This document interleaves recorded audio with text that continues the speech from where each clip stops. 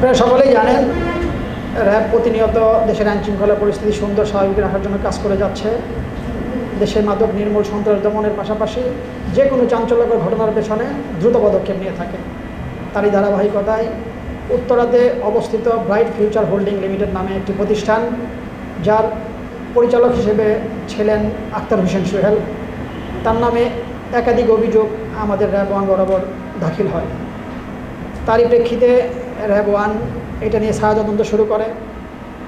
অভিযুক্তর বিরুদ্ধে 13টি মামলা এবং একই সাথে 8টি পেন্ডিং ওয়ারেন্ট রয়েছে।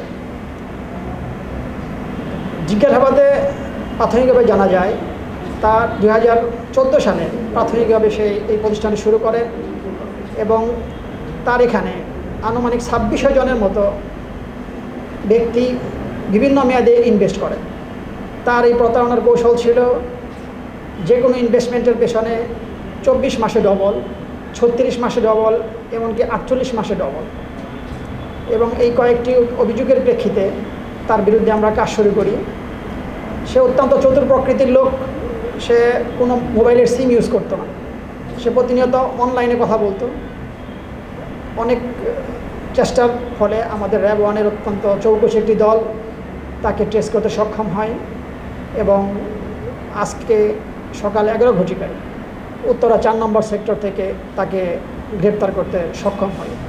জিজ্ঞাসাবাদে সে জানায় আনুমানিক 300 থেকে 400 কোটি টাকা বিভিন্ন মেয়াদে তার এখানে বক্তব্য করে ইনভেস্ট করেছিল এবং সেও জানায় যে এই টাকা দিয়ে সে আশুলিয়াতে ইন্দুরকান্দি নামক একটি মৌজায় সে 162 বিঘা জায়গায় ক্রয় করেছে।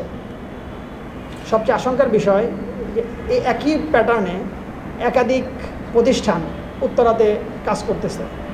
আমরা এটা নিয়ে অধিকতর তদন্ত করব এবং এটা নিয়ে কাজ করব ভবিষ্যতে, যাতে এই ধরনের প্রতারকরা কোনো ধরনের সুন্দর স্বাভাবিক মানুষগুলোকে, জীবনকে নিঃস্ব করে দিতে না পারে। এই জন্য আমরা আমাদের কার্যক্রম চালিয়ে যাব। আপনাদের সকলকেই ধন্যবাদ।